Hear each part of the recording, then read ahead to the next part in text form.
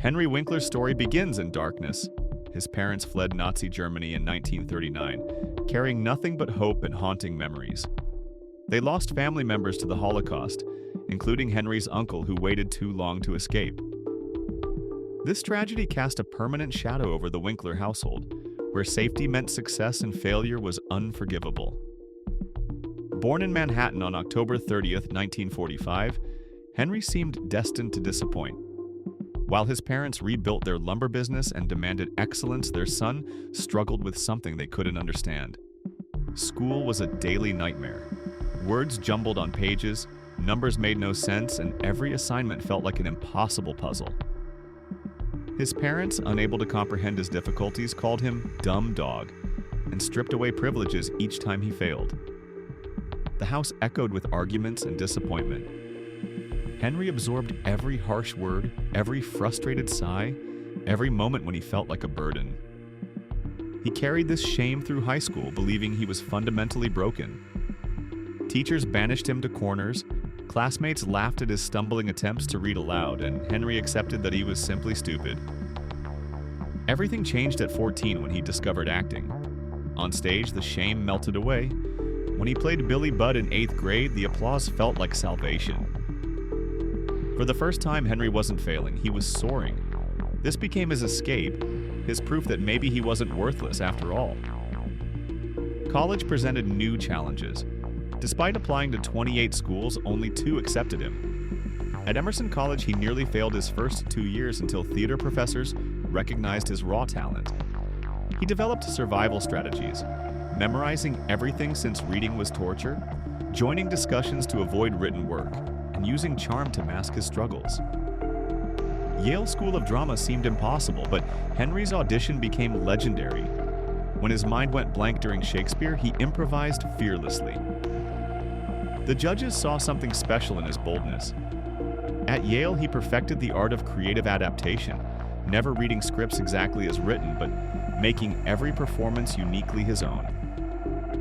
Professional theater brought crushing disappointment.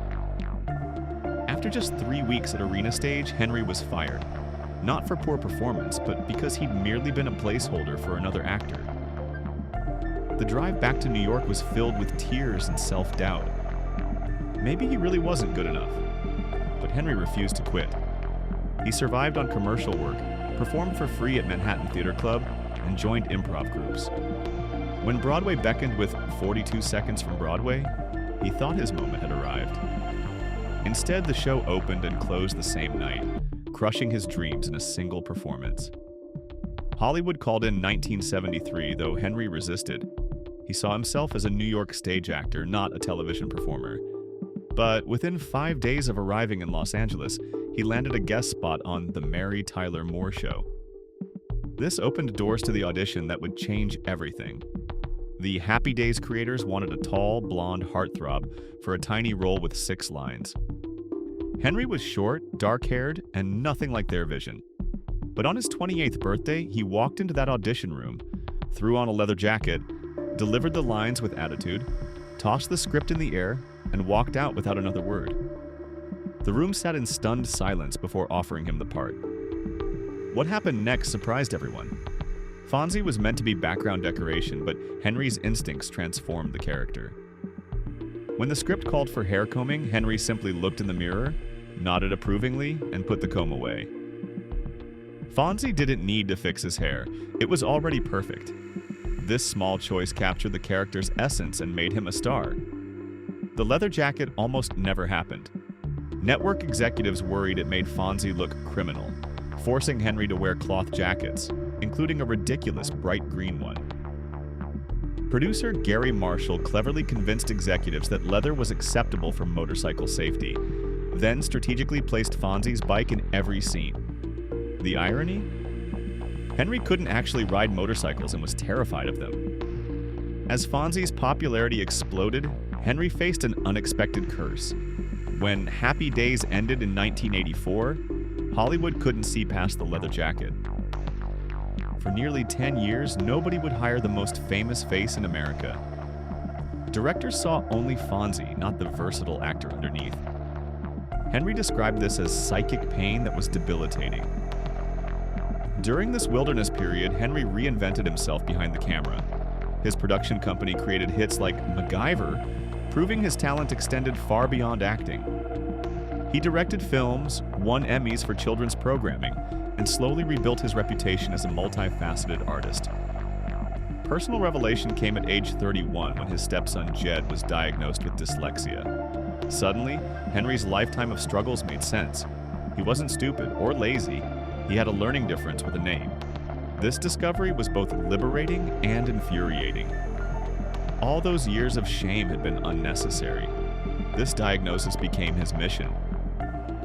Henry wrote children's books about Hank Zipser, a kid with dyslexia, creating 38 books that helped countless children understand they weren't broken. He worked with British schools, earning an honorary OBE for his advocacy work.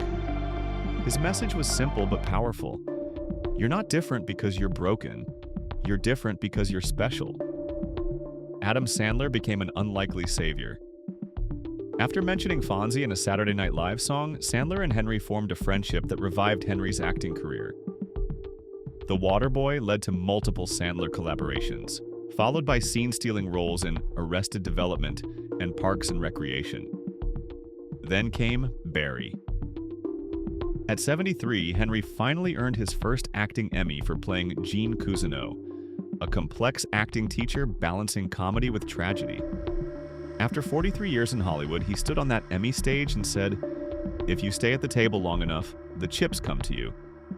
Today, Henry Winkler embodies resilience transformed into purpose. The boy once called Dumb Dog became a champion for children facing similar struggles.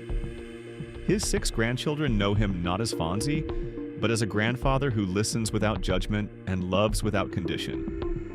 When one grandchild enjoys wearing dresses, Henry simply says, "You get on the canoe and paddle down that river." Henry's journey proves that our deepest wounds can become our greatest strengths. From a childhood filled with shame to a career defined by joy, he shows us that it's never too late to rewrite our story. The cool guy who snapped his fingers and made jukeboxes work taught us the most important lesson of all. Sometimes the longest journey is the one that leads us home to ourselves.